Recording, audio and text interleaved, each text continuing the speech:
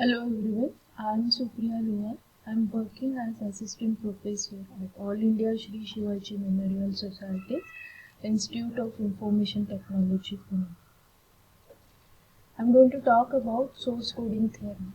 This is Fanon's first theorem, breakthrough theorem, through which he answers very fundamental question, that is, what is the irreducible complexity below which a signal cannot be compressed.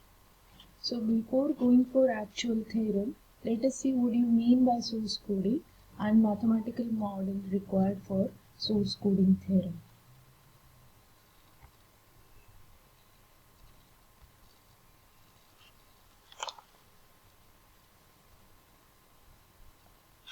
An important problem in communication is the efficient representation of the data generated by a discrete source. The process by which this representation is accomplished is called source coding. And the device that performs the representation is called as source encoder. For the source encoder to be efficient, we require knowledge of statistics of the source. In particular, if some source symbols are known to be more probable than others, then we may exploit this feature in the generation of the source code by assigning short code words to the frequent source symbols and long code words to rare source symbols. We refer to such source code as a variable length code.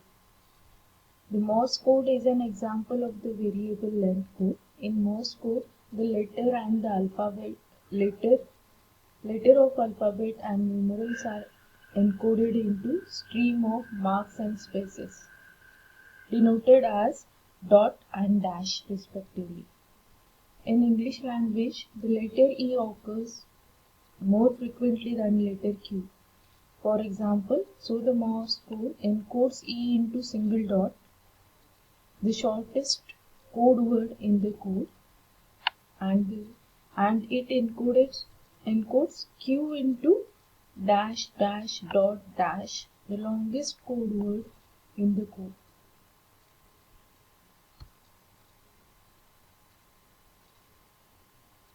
An efficient source encoder that satisfies two functional requirements.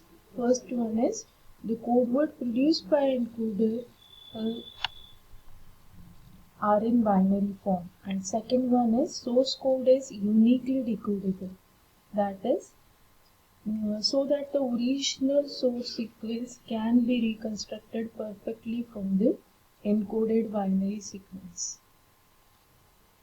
So let us consider a mathematical model which depicts a discrete memoryless source whose output Sk is converted by the source encoder into a block of zeros and ones denoted by Bk as shown in the diagram. We assume that source has an alphabet with the k different symbols, and the kth symbol Sk occurs with the probability Pk. K will range from 0 to capital K minus 1.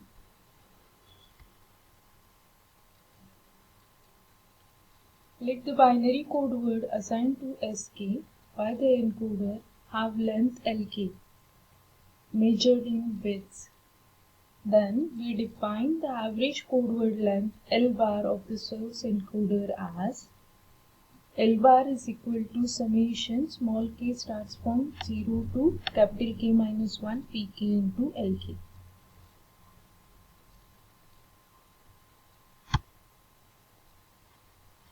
So what is L mean? In physical parameter, the parameter L bar represents average number of bits per source symbol used in the source encoding process. Let L mean denote the minimum possible value of L bar.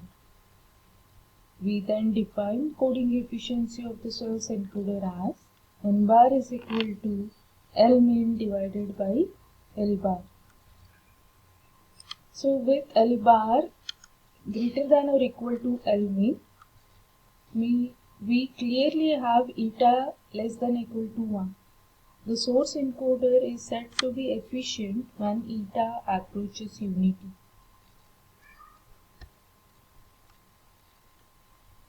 But how is minimum value L mean determined?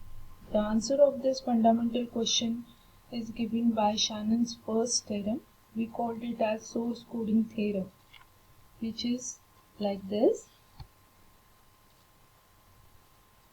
Given a discrete memoryless source of entropy H of S, the average code word length L bar for any distortionless source encoding scheme is bounded by L bar greater than or equal to H of S.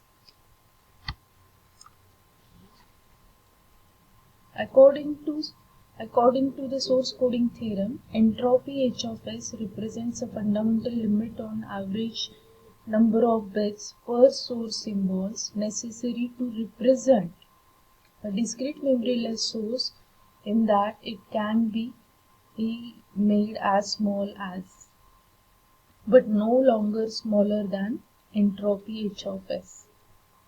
Thus, if we replace L mean by H of S, we may write efficiency of a source encoder in terms of the H of S as eta is equal to H of S divided by L bar. So this is all about source coding theorem. Thank you.